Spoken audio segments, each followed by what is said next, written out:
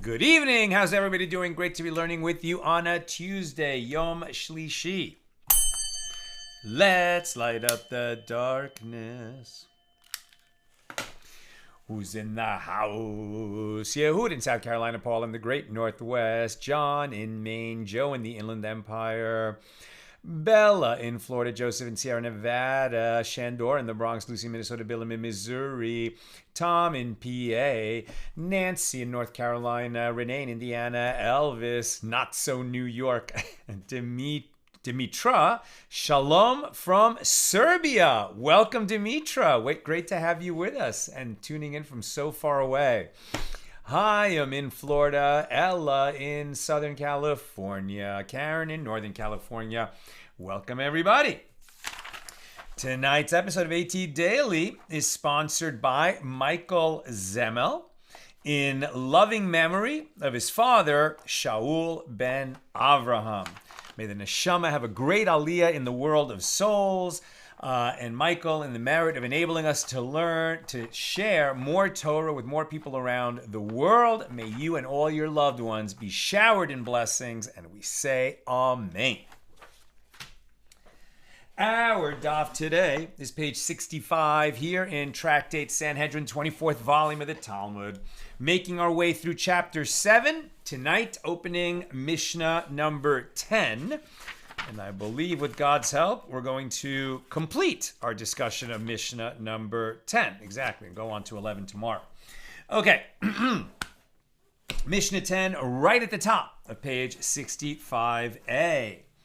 The list of those liable to be executed by stoning includes those who practice various types of sorcery. The Mishnah describes them. A necromancer. This is known as a Baal Oiv. A necromancer is a pitom from whose armpit the voice of the dead appears to speak. And a sorcerer is one from whose mouth the dead appears to speak. These, the necromancer and the sorcerer, are executed by stoning, and one who inquires about the future through them is in violation of a prohibition, and therefore by rabbinic law would be liable to lashes, flogging. That's Mishnah number 10. Now the Gemara. What is different here that the Mishnah teaches the halachas, the laws of both the necromancer and the sorcerer? And what is different over in Tractate Karesos, which is, plural of Kares, right? Death at the hands of the heavenly court, Kares. That the Mishnah there, on page 2a, the first Mishnah in that tractate, teaches the law of a necromancer, but omits the halacha of a sorcerer. So here, when we talk about that the prohibition and penalty of both a necromancer and a sorcerer, they're liable to the death penalty. But over there, where it's Kares, death at the hands of the heavenly court, which already is a question if we're saying, well, wait a minute, the penalty is stoning, so that's death at the hands of the earthly court.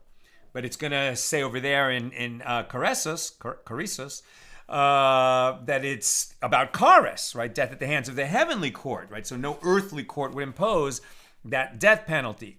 So this is one of those situations where the necromancer and the sorcerer who engage in that practice, they're going to be subject to Kares. If they are warned and they do it anyway with witnesses, etc., they're also going to be subject to death at the hands of the earthly court. But why is it that here in Sanhedrin, both the necromancer and the sorcerer are mentioned, and over there in Karesos only the necromancer is mentioned? That is the question that the Gemara opens with. Rabbi Yochanan says, the Mishna in Tractate Karesos does not count a sorcerer separately in the list of those liable to receive Kares, since both the necromancer and a sorcerer are stated in the Torah in one prohibition. Right? It says this is prohibited, and they're mentioned both in the same prohibition. Consequently, one who unwittingly serves as both a necromancer and a sorcerer is not obligated to bring two separate sin offerings, as would one who transgressed two prohibitions punishable by Kares. Right here it says about the necromancer and the sorcerer, they're liable to stoning. Right, stoning. And since it's part of the same prohibition, apparently if they did this unwittingly, it would just be one sin offering, not two, for where even where two things are mentioned together, but where the punishment would be Kares. That's according to Rabbi Yochanan. Reish Lakish says, one second. Reish Lakish says a sorcerer is not included in the list in Tractate Karesos because his transgression does not involve an action. It involves speech only, and one does not bring a sin offering for transgressing a prohibition that does not involve an action. Okay, I'm going nuts. This is going to drive me bananas. Here we go. Sorry about that. So the Gemara asks, and according to, so the difference is, right, Rabbi Yochanan says, well, whether we're having separate sin offerings or not, that's different if it's a punishable by stoning or punishable by Kares. Reish Lakish says, no, the difference is that we don't bring sin offerings for an unwitting violation, which does not involve an action, right? These people are channeling the dead either through the armpit or through the lips, but there's no action, right? They're just channeling the words of the dead. Now the Gemara asks, and according to the opinion of Rabbi Yochanan, that a sorcerer is not listed because sorcery is included in the same prohibition as that of necromancy. So what is different about a necromancer that the Mishnah uses specifically that example and not the example of a sorcerer? Why? Okay, if you only need to mention one, why did he choose the necromancy?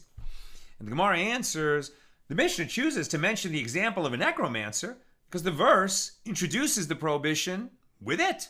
The case of a sorcerer is mentioned in the verse afterward. The Torah mentioned it first, so it's enough to say the necromancer. Why the necromancer? Because God mentioned the necromancer first. The Gemara asks, and what is the reason that Reish Lakish did not say an explanation in accordance with the explanation of Rabbi Yochanan? What is it that he disagrees with? And Rav Papa says that Reish Lakish disagrees with the opinion of Rabbi Yochanan because the cases of a necromancer and a sorcerer are divided in the verse with regard to the issue of the death penalty, i.e., one is liable to receive the death penalty for each transgression. Consequently, one would be obligated to bring a separate sin offering for sorcery were it not for the fact that this transgression does not involve an action. Sin offerings for unwitting violation only if it involves an action. Otherwise, it would have been a separate sin offering. And Rabbi Yochanan could respond that one cannot infer the number of sin offerings that one is obligated to bring based on capital punishment. With regard to determining the number of sin offerings when there is a division of a prohibition, i.e., when two acts are listed as two separate prohibitions. You shall not do such and such, and you shall not do such and such. Or rather, you shall not do such, and you shall not do such. Because it's you shall not do such and such, they're not divided. They're all part of one prohibition, right? So that's why Rabbi Yochanan says there's no multiple sin offerings, because they're not in separate prohibitions. They're in the same prohibition, right? With regard to determining the number of sin offerings when there is a division of a prohibition, i.e. when the two acts are listed as two separate prohibitions, then it is considered a division that leads to a separate sin offering for the unwitting transgression. But where there is a division of separate death penalty, i.e. when the death penalties are listed separately, it is not considered a division in this regard. I thought you just said it's not separated. If it is separated, it would lead to separate sin offerings. And here he's saying, well, yeah, the death penalties are separated, but that doesn't lead to separate sin offerings for the unwitting transgression. Why?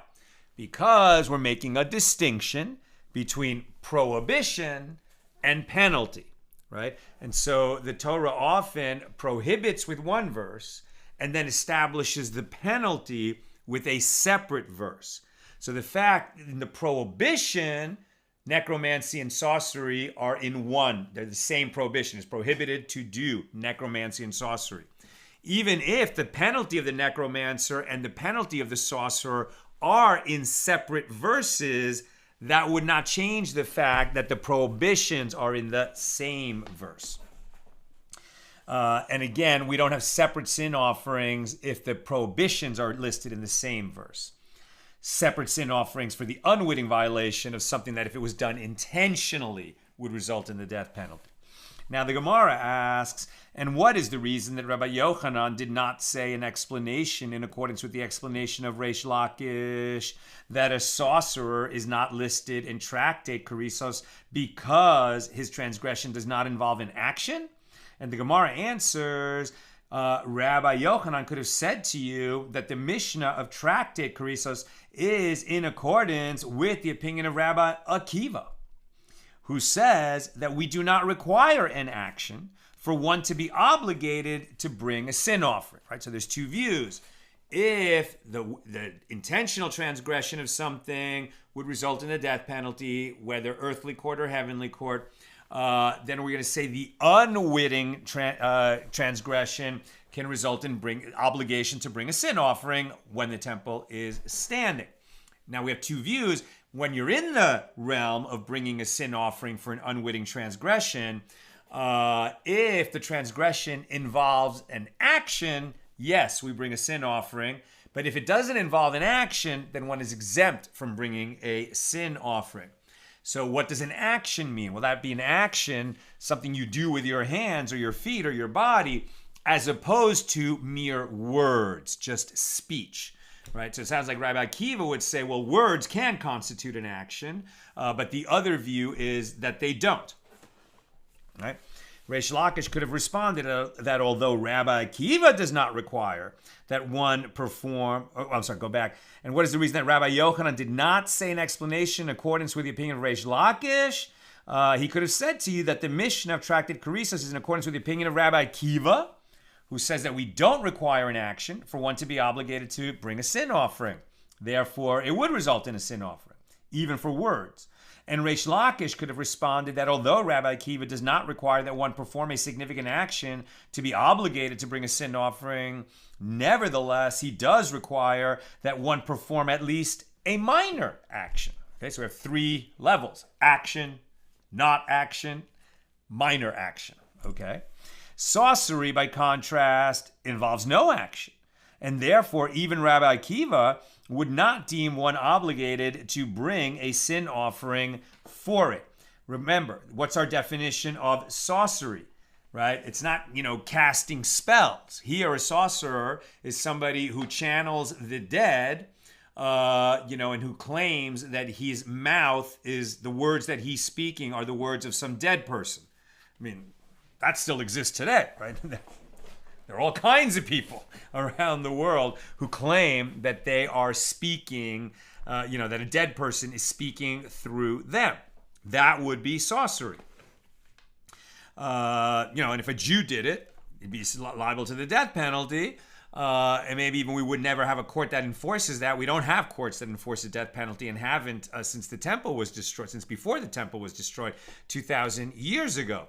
But we're also seeing that that person is liable for Karesos, right? So somebody, if a Jew gets involved in channeling the dead, he should really desist from that because he might be shortening his life in this world, right? Big sin. Okay, so let's keep going here. So the sorcerer is not committing any action. He's just, right, his mouth is moving. Now the Gemara asks, well, in the case of a blasphemer, i.e. one who curses God, what action is there, right? We said the blasphemer is one who uses one name of God to curse another name of God. Well, what action is there other than speaking? And yet he's liable to the death penalty. So it would seem that words are action. Right? He merely speaks, and nevertheless, Rabbi Akiva deems him obligated to bring a sin offering if he blasphemes unwittingly. So clearly, Rabbi Akiva maintains that no action is necessary at all. And the Gemara answers, well, the twisting of his lips while he speaks is considered an action. Well, okay, then any speech is action. There's no speech where the lips don't move. So, okay, unless he's some kind of a ventriloquist who can speak without moving his lips. Sounds like anyone who speaks is committing an action, according to this definition.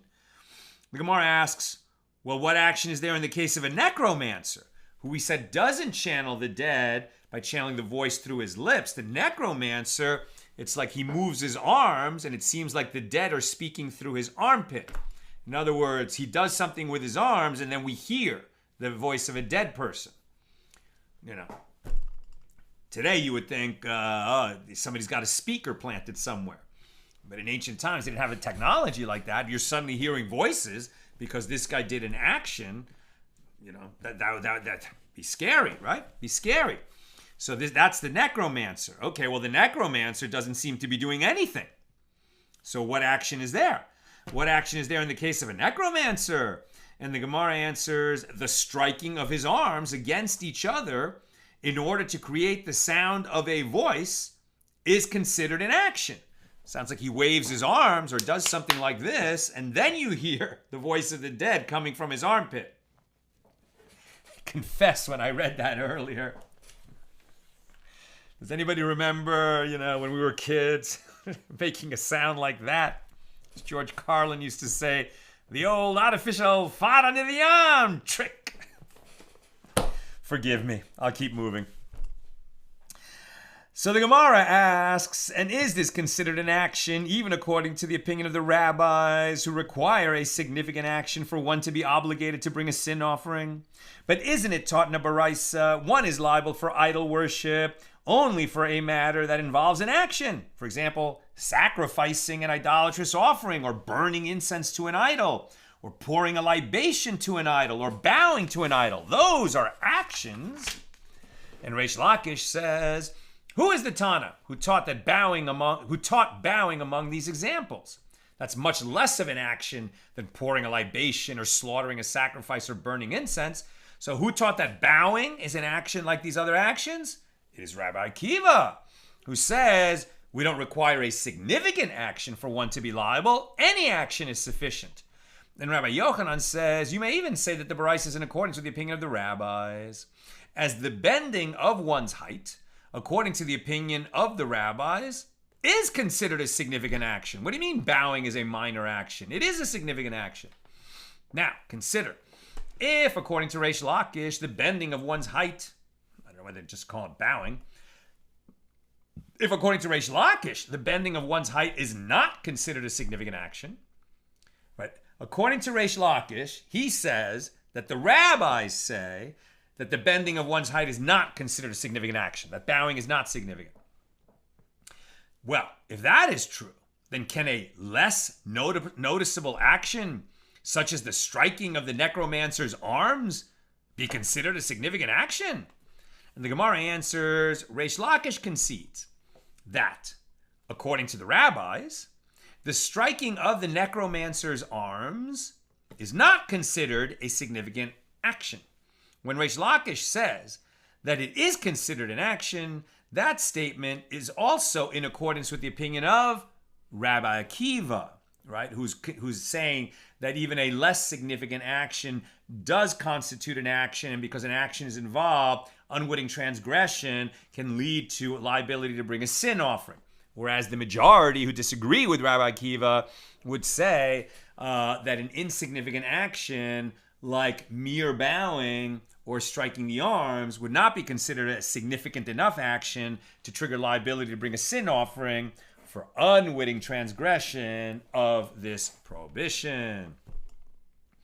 The Gemara challenges, if so, that the rabbis hold that the transgression of a necromancer does not involve an action, then, when stating in tractate Karesos,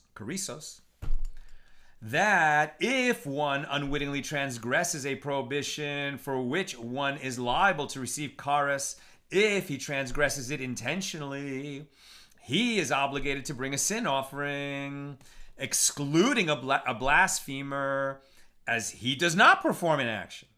So then the rabbis should have stated, excluding a blasphemer and a necromancer, as they do not perform an action. Again, for intentional violation of this prohibition, both the blasphemer and the necromancer are liable to the death penalty. Where we're saying if it's unwitting violation of that prohibition, which would normally trigger liability to bring a sin offering when the temple is standing in Jerusalem, we seem to have this principle that, yeah, but if there's not an actual action involved, then there is no liability to bring the sin offering for the unwitting transgression. So do the blasphemer and the necromancer actually perform an action that would trigger this liability or not? That's what we keep going back and forth on. So rather, Ula says that the reason that the rabbis do not state excluding a blasphemer and a necromancer is that when the Mishnah over there lists the case of a necromancer, it is referring to a different action, somebody else. Not the one who channels the dead through it, not the one who channels the sound of the dead's voice through his armpit, but rather to one who burns incense to a demon in order to raise the dead. And all would agree that is a significant action. Rava said to Ula, one who burns incense to a demon is an idol worshiper, pure and simple, which is already mentioned in that Mishnah in Karesos. So rather, Rava says the Mishnah there is referring to one who burns incense to the demons, not as a form of worship, but as a manner of sorcery. What kind of sorcery is this? In order to gather the demons, i.e., to bring them to one place. He's not worshiping the demons. He's not worshiping the demon king. He just wants to talk to demons, or he wants to use the demons for something. And so he burns incense in such a way that it will summon demons to him. That is sorcery. That is definitely prohibited, but it is not idolatry. Abaye said to Ula, one who burns incense to the demons in order to gather them is not a sorcerer. This person is considered a charmer, whom the Torah relates to with a distinct prohibition in Deuteronomy 18:11, which is not punishable by kares, right? The Torah prohibits this behavior, but it's a different prohibition than idolatry. It's a different prohibition than necromancy. It's a different prohibition than sorcery. It's its own prohibition. Rava responded, yes, such a person is considered a charmer. But the Torah states that this particular charmer who gathers demons is included in the category of a necromancer. and therefore he is executed by stoning, and Kares applies as well. That's the situation where if he was warned, etc., an earthly court could execute him. But if he wasn't warned, he's going to get away with it. No earthly court is going to try and convict and execute him. Nevertheless, he will be liable to Kares, to excision, right? Death at the hands of the heavenly court. The sages disagree what Kares actually means. Practically speaking, whether his life is shortened, or his children could be taken from him, or he'll never have children. There's a lot of different definitions of what Kares might be, but none of them are good.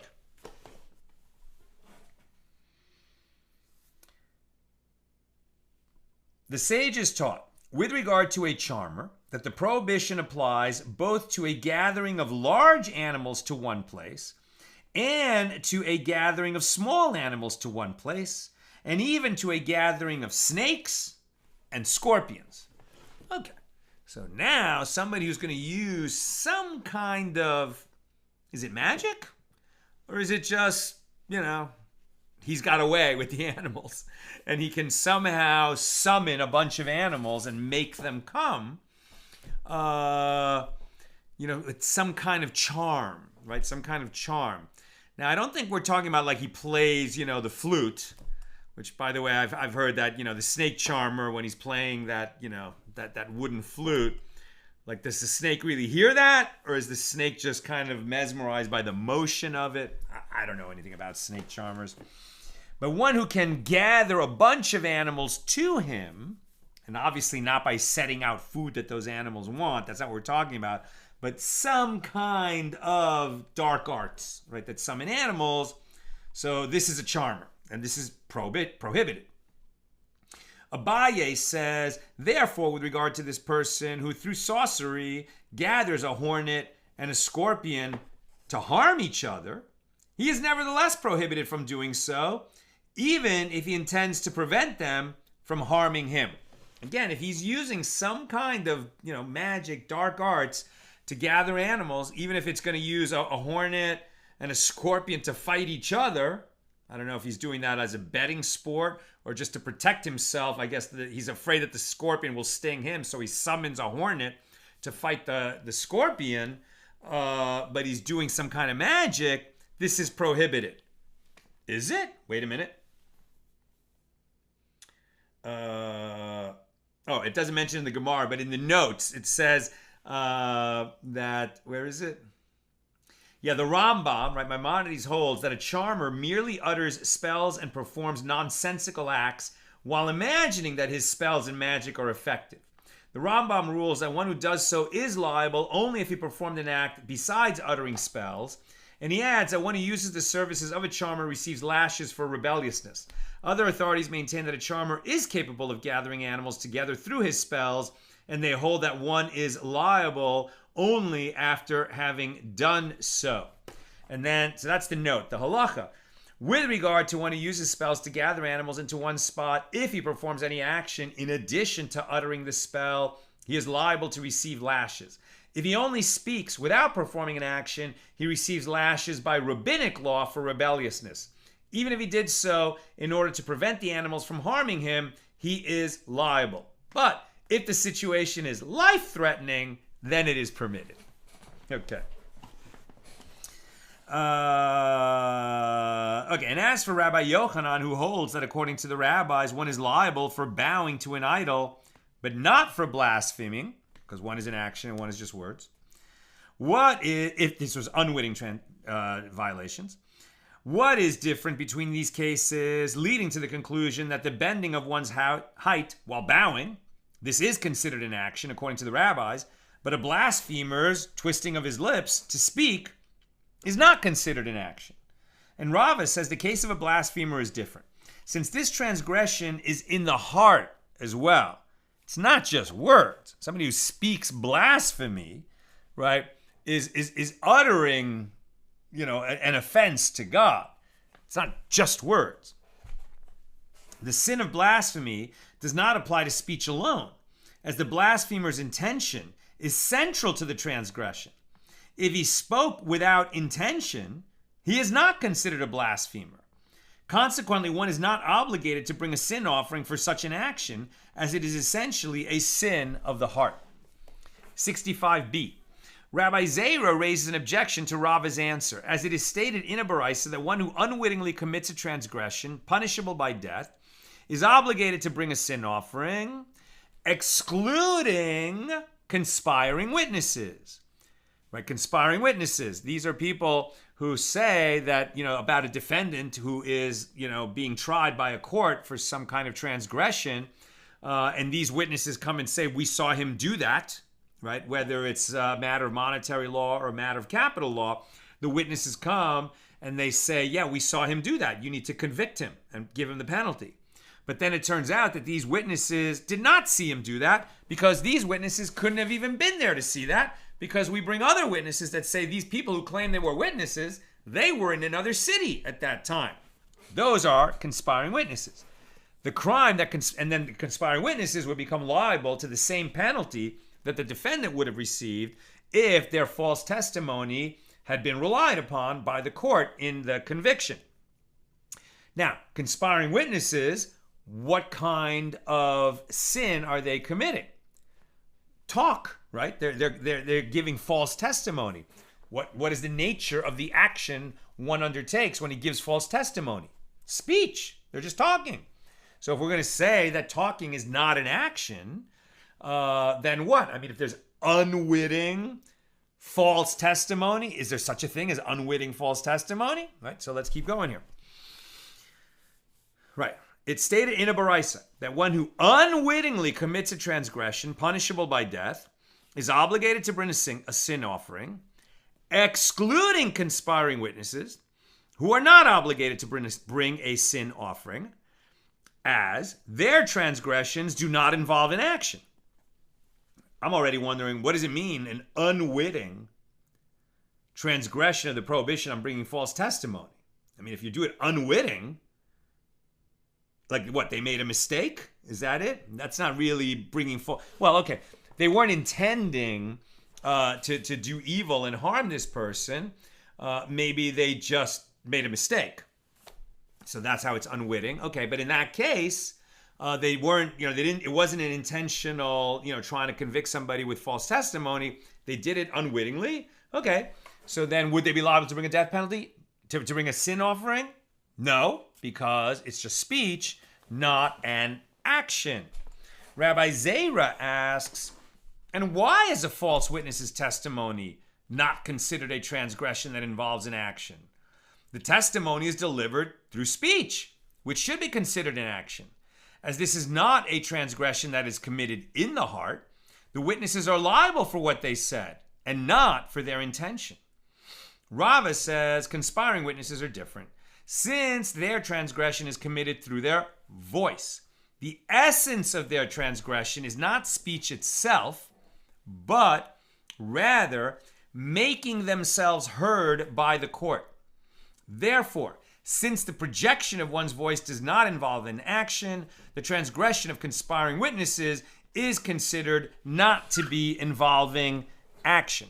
Right? The blasphemer doesn't necessarily need to do that in public. Like, he might think he's doing it in private, but witnesses overhear him.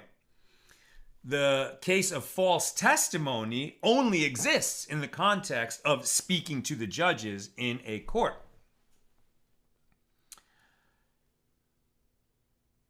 The Gemara asks, and is projecting one's voice, right, making sure that somebody hears you, not considered an action according to Rabbi Yochanan?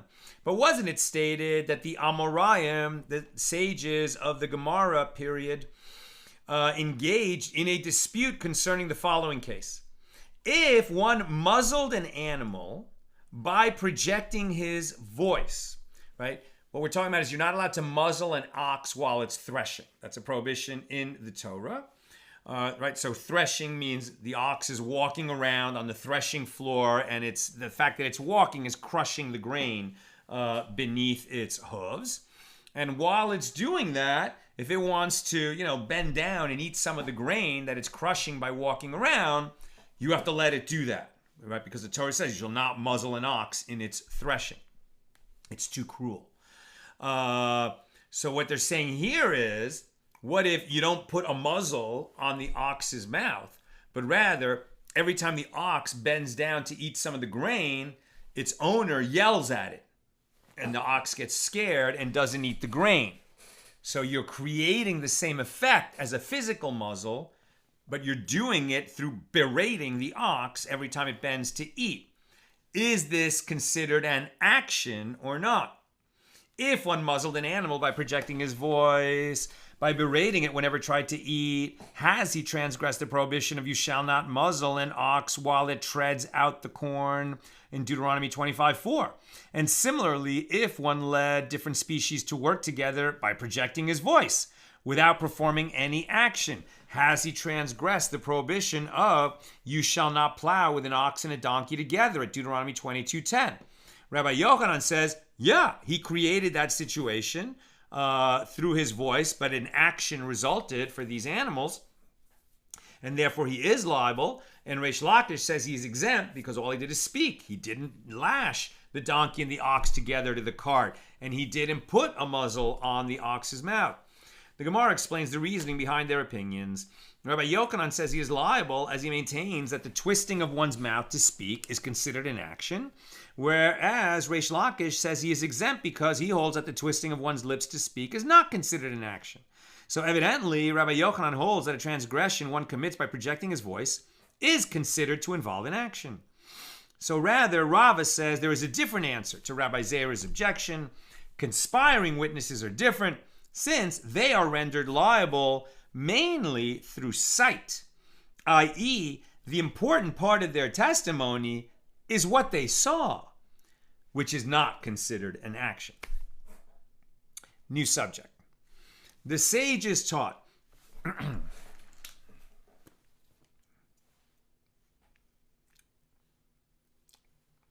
very dry. The sages taught a necromancer is one who causes the voice of the dead to be heard speaking from between his joints or from his armpit. A sorcerer, Yidioni, this is one who places a bone of an animal called a yadua in his mouth, and the bone speaks on its own. It's not his mouth forming the words. It's like he puts this, magic bone in his mouth, and then the voice of the dead comes out of his mouth, but he's not speaking.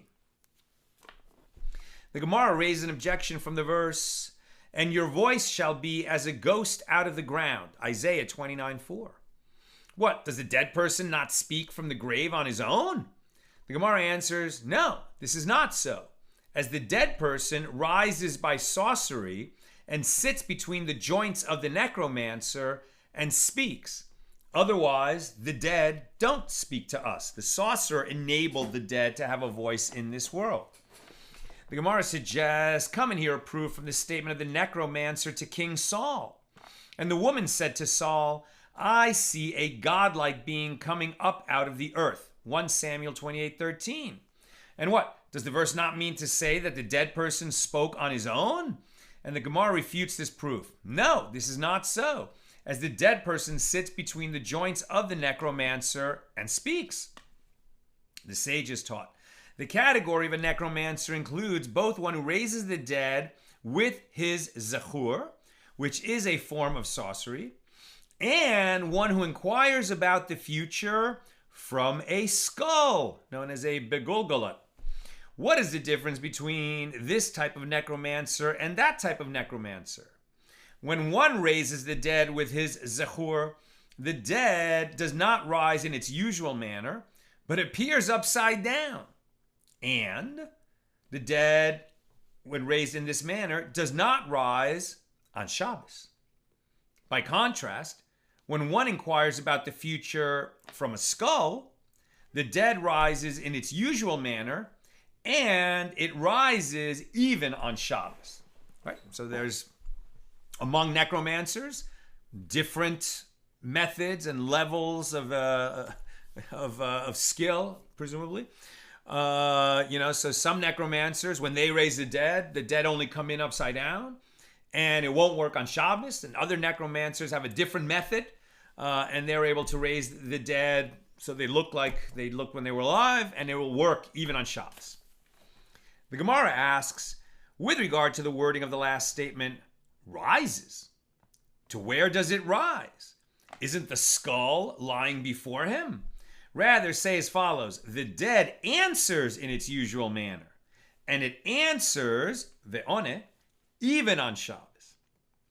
Now, with regard to the statement that the dead do not rise on Shabbos, the Gemara relates an incident, very colorful incident, and I'll read it to you now, and I was left flustered by the ending of this incident.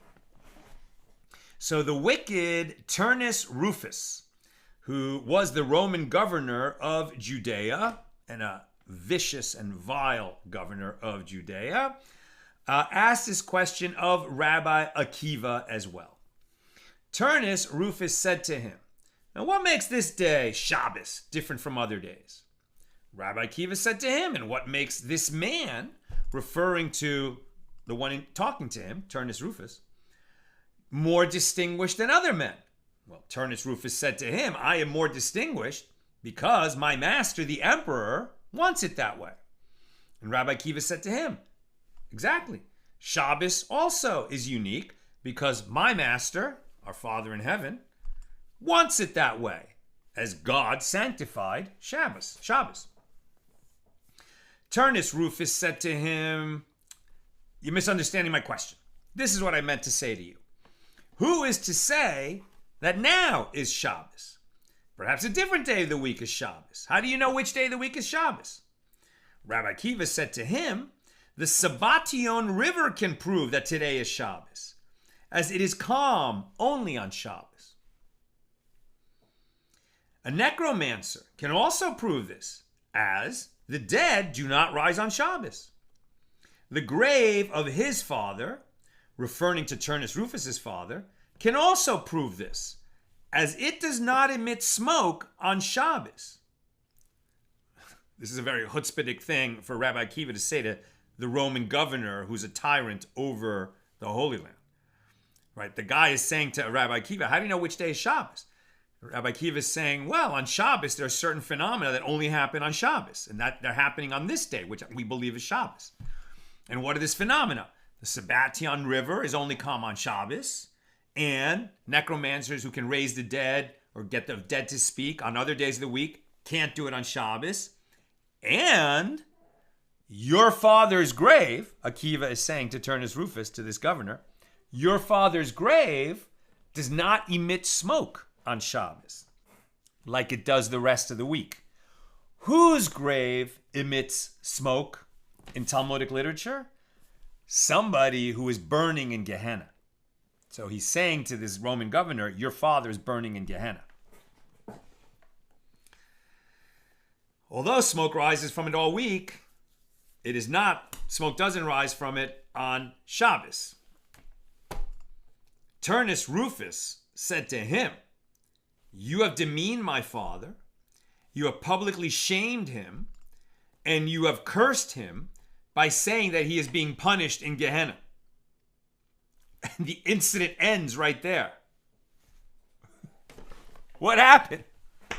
Well, it didn't end well for Rabbi Akiva. Now, we know that I'm not saying it didn't end well because of this incident. But Rabbi Akiva was one of those 10 martyrs who died a horrible, terrible, terrible death, just being tortured and executed by the Romans. Now, that was in the wake of the Bar Kokhba rebellion, which actually Rabbi Akiva had something to do with it, because he believed in, that Bar Kokhba might be Mashiach. But in the end, really what in the wake of that disastrous rebellion, when the Romans outlawed all Torah teaching and learning, Rabbi Akiva kept teaching Torah, and then they arrested him and tortured him and killed him. But this story is just left at that. New subject. The Gemara asks, isn't one who inquires about the future from a necromancer the same as what is described in the verse in Deuteronomy 18:11, or directs inquiries to the dead?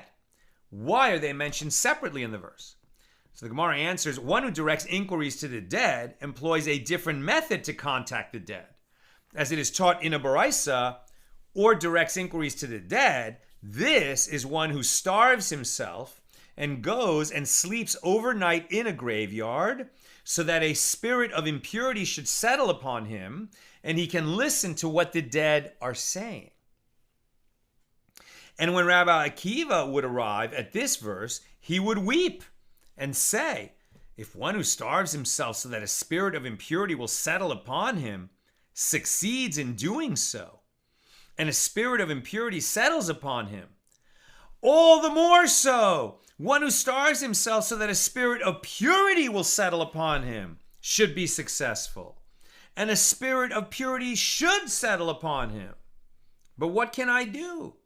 As our iniquities have caused us not to merit the spirit of sanctity and purity. As it is stated, Isaiah 59 verse 2, but your iniquities have separated between you and your God, and your sins have hid his face from you, that he will not hear. Right? Too many Jews had strayed. Too many Jews got involved in idolatry. Too many Jews were sinning.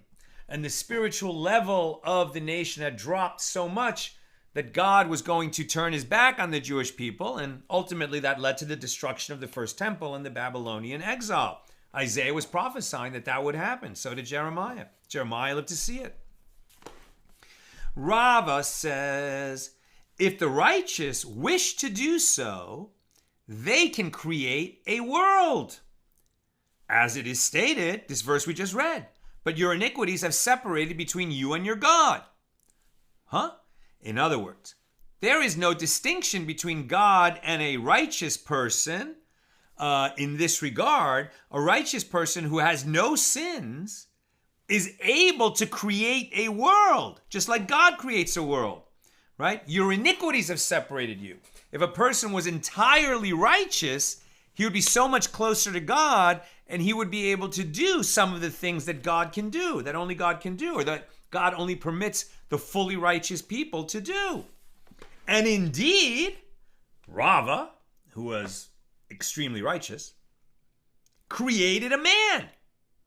What kind of a man? What? Created a man? This is in reference to the golem, right? We've heard of the golem created in medieval Europe by the Maharal in Prague, the Maharal of Prague, right? But here it is in a Talmudic reference, right? Rava, so, maybe 1600, 1700 years ago. Rava created a man, meaning a golem, right? He made a man out of earth that rose and walked. How did he do that? Not using dark forces. He wasn't practicing, God forbid, necromancy, sorcery, charming, anything like that. He created a man using forces of sanctity. Rava sent his creation before Rabbi Zera. Rabbi Zera would speak to him, but the golem would not reply. Rabbi Zera said to him, you are created by one of the members of the group, meaning one of the sages. Return to your dust. That's the whole story. The Gemara relates another fact, substantiating the statement that the righteous could create a world if they so desired. Rav Hanina and Rav Oshaya would sit every Shabbos Eve, right? So Erev Shabbos, Friday, and engage in the study of Sefer Yetzirah. And a third-born calf, an igla tilta, would be created for them, and they would eat it in honor of Shabbos. That somehow they rose such a high level through their Torah study, where heaven rewarded them, with a miraculous, beautiful, third-born calf, meaning like the most delicacy, the finest of beef that they could then eat, or veal, let's say, that they could then shecht and eat on Shabbos. They did this on Friday, and they would be rewarded but from heaven. And it's like, did heaven just send them the reward, or is it somehow, the Sefer Yetzirah, is a very mystical type of tome that they were investigating it, and it's like they sort of ascended into higher worlds, and as a byproduct of their Torah study in this mystical text, this calf emerged, and they would eat it on Shabbos. The sages taught, what is the definition of the soothsayer? Okay, so far we've had necromancer, sorcerer, charmer, now the soothsayer. What is the definition of the soothsayer mentioned in the verse, Deuteronomy 18:10? There shall not be found among you a soothsayer. Rabbi Shimon says, this is one who applies 7 types of semen, zachur, to one's eye in order to perform sorcery. It's another kind of dark art. And the rabbis say, no, that's not what he is. The rabbis say this is one who deceives the eyes as though he is performing sorcery. He's not a sorcerer at all. He's a magician. Rabbi Akiva says, no. You guys have got it all wrong. Rabbi Akiva says this is one who calculates the fortune of times and hours and says, for example, today is a propitious day for going away on a journey. Tomorrow is propitious for purchasing property successfully. Or he says that on the eve of the sabbatical years, the wheat harvest is generally good. Uprooting legumes rather than cutting them from above the ground prevents them from going bad. Right? So it's somebody who is either actually in touch, with astrology or some kind of ability to predict the future and what, advising people how to act on that. Either it's real and he's able to do that and it's prohibited, or he's a faker and it's also prohibited. The sages taught, now another category, the enchanter. The enchanter who's mentioned in Deuteronomy 18:10, this is one who relies on superstitious signs. For example, one who says, if one's bread fell from his mouth, that is a bad sign for him. Or if one's staff fell from his hand, it's a bad sign. Or if one's son calls him from behind, it's a sign that he should return from his journey. Or if a raven calls to him, or if a deer blocks him on the way, or if a snake is to his right, or if a fox is to his left, all of these are bad signs. An enchanter is one who relies on these as bad signs and consequently changes his course of action. Sounds like anybody who's a superstitious person and changes his course of action in line with these superstitions is violating this prohibition. Now, it's not a death penalty offense, I don't think. But let's read the halacha. Enchanter. Menachesh. It is prohibited to rely on signs predicting the future and to say, for example, my bread has fallen from my mouth, or my staff has fallen, or a deer has blocked him, and that is a bad sign. Due to the verse, you shall not perform divination. One who acts in accordance with one of these signs receives lashes. It is prohibited, and if you violate a prohibition, then according to rabbinic law, you could be subject to lashes. There you go. It was because I read this years ago, that I know a guy who learned, from the earlier generation that you should never put a hat on a bed, and that's bad luck. And I'm like, yeah, we don't hold by that. We don't believe in that. I like putting my hat on my bed. And I'm not going to not put the hat on the bed because you think it's bad luck or because somebody told you it's bad luck. We don't hold by that. We don't believe in that. Black cat, under a ladder. It's nonsense. I'm almost done. Questions or comments? Get them in. Top of 66a.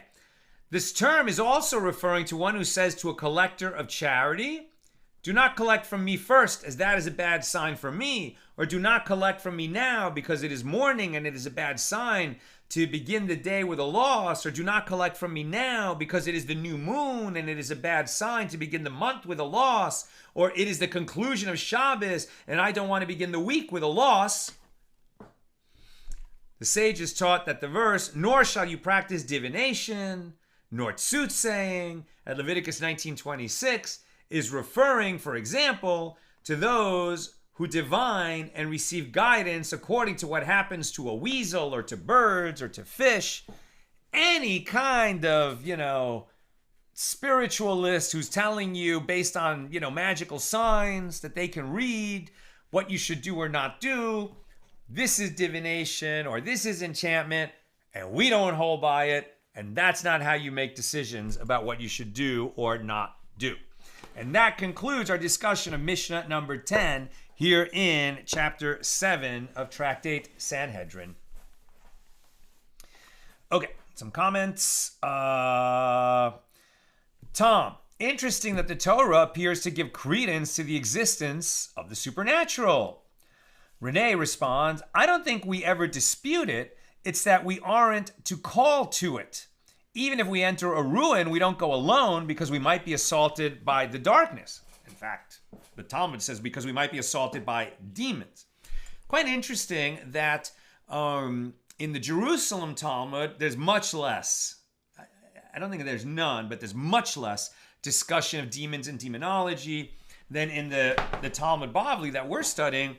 The sages in Bavel, it just came up a lot, that there's often mention of demons, that they're real and that, we don't listen to them, we don't summon them, we don't deal with them, but they're dangerous. And so you shouldn't enter a ruin alone because that's a place where they might attack you. There's different interpretations of what that might mean, sort of packets of very negative energy that are formed when somebody commits a great sin. Not so dissimilar from the idea of a haunted house that's haunted because a murder happened there and there's like unfinished business there. And I've heard it said that those kinds of actions create demons. The sins of humans create demons. But we don't order our affairs like that other than to be cautious and avoid that stuff altogether. Renee, my Yiddish mother-in-law of blessed memory, would slap you for a hat on the bed. Right? People get involved in all kinds of superstitions. We're just learning you shouldn't. Okay, there's a conversation on necromancy between Bill and Tom. Bill says, so it sounds to me like a necromancer is one who uses something like ventriloquism to communicate notionally with the dead, but the sorcerer just works like something like what we think of as a medium today, telling people what the dead supposedly said. Tom says, Bill, in fantasy literature, the necromancer is someone who can raise the dead. Bill answers, to be sure, but this is something of a drift in the word. The Greek suffix mansia, or mancy, like necromancy, was historically used for divination strictly. Consider, as Sharon points out, the witch of Endor, Saul doesn't want any dead spirit, but specifically a prophet. So the fantasy trope would strictly speaking be a goes or goet, or in the terms of our daf, a sorcerer. There you go. Renee, thank you. Renee says, thou shalt not suffer a witch to live at Exodus 22:18.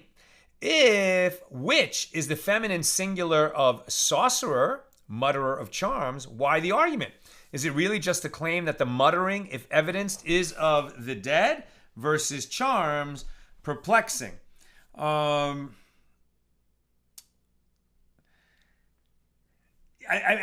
you see that even the sages are disagreeing about what is the definition of the sorcerer, of the necromancer, of the charmer, of the enchanter, of the diviner. And it seems almost like, right, there was a famous definition by a Supreme Court justice about porn. That, well, I know it when I see it, right? And so, the forms that these people, practicing dark arts took would vary, maybe from region to region or generation to generation. But the sages could say, well, that's prohibited. That is some kind of raising evil spirits or raising the dead or channeling the dead or trying to, order the affairs of man through some kind of, magical hack on reality. And that's prohibited, right? That's prohibited. That's where they seem to be keep coming back to.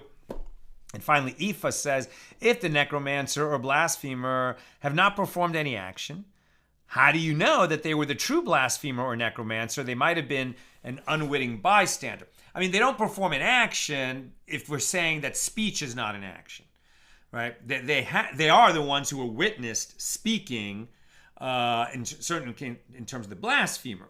What's interesting is maybe this necromancer, or the sorcerer, right? Who is the voice of the dead seems to be coming from his lips, but his lips are not moving. Now, since if the witnesses say, no, we definitely heard the voice coming out of this guy's mouth, even though his lips weren't moving, so, if he was warned not to do this, etc., he would be subject to the death penalty for that. But if that guy somehow did it unwittingly, now we would have the distinction between unwitting, where this person was told, hey, I can make the dead speak through you, and it's permitted. And he's like, oh, really? Cool. And so the sorcerer somehow makes the voice of the dead come through this guy's mouth. And then later they say to him, what the hell were you doing? You just engaged in sorcery that guy channeled the dead through your mouth. And you're liable to Karesos, or even to worse. And he says, I didn't know that that's prohibited. So, okay, that's unwitting. So now the question is he liable to bring a sin offering when the temple is standing, etc.? And they would say probably not, because he didn't do anything. He agreed to let it happen, but he didn't do anything, right? Whereas, if there was more of an action, then the sin offering for the unwitting violation would apply. Hopefully that answers the question. That's what I've got for us today. And with God's help, we'll be together again tomorrow, Wednesday, at the regular Wednesday time, 6 p.m. Pacific. Have a great night.